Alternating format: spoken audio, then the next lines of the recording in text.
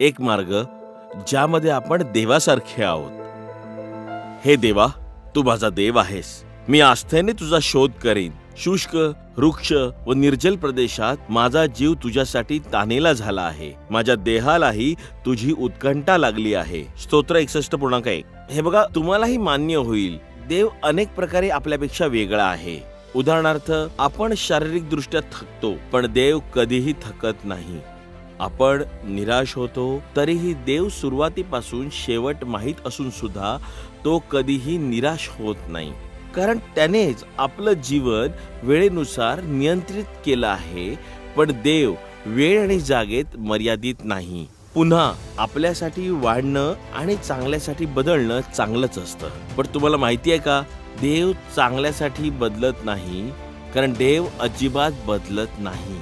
कारण देव नेहमीच सर्वांगाने परिपूर्ण असतो. मला खात्री आहे की तुम्हाला हे कळलं असेल आणि तुम्ही याच्याशी सहमत असाल. आता येशू बद्दलच बघा. येशू पृथ्वीवर असताना भयात आणि ज्ञानात वाढला, तरीही तो आधीच पूर्ण होता.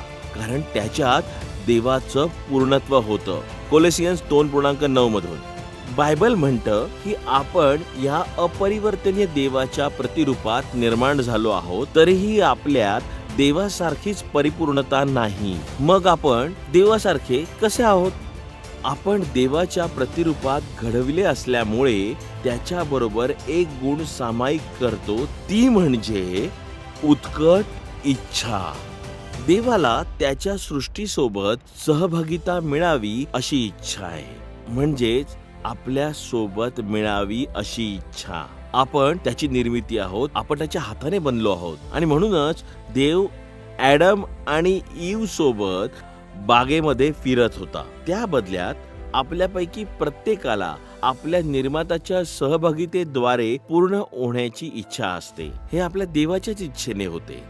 देवाचे शब्द हे पुस्तक, ज्याचा लेखक जॉन असं सांगतो की हे शक्य आहे.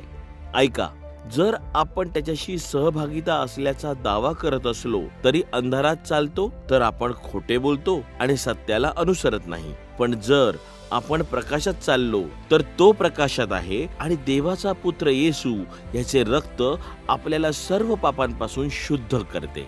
तर आता आपल्याला माहितीच आहे की आपल्यामध्ये एक साम्य आहे की आपण सगळेच देवाला समर्पित आहोत आणि देवानेही आपल्याला स्वीकारलेलं आहे. तर लक्षात घ्या, आपण जेव्हा ईश्वराची आराधना करतो, जेव्हा ती आपण मनापासून करतो, तेव्हाच आपल्याला त्याचं समाधान लाभतं. ईश्वर तुमचे भले करो.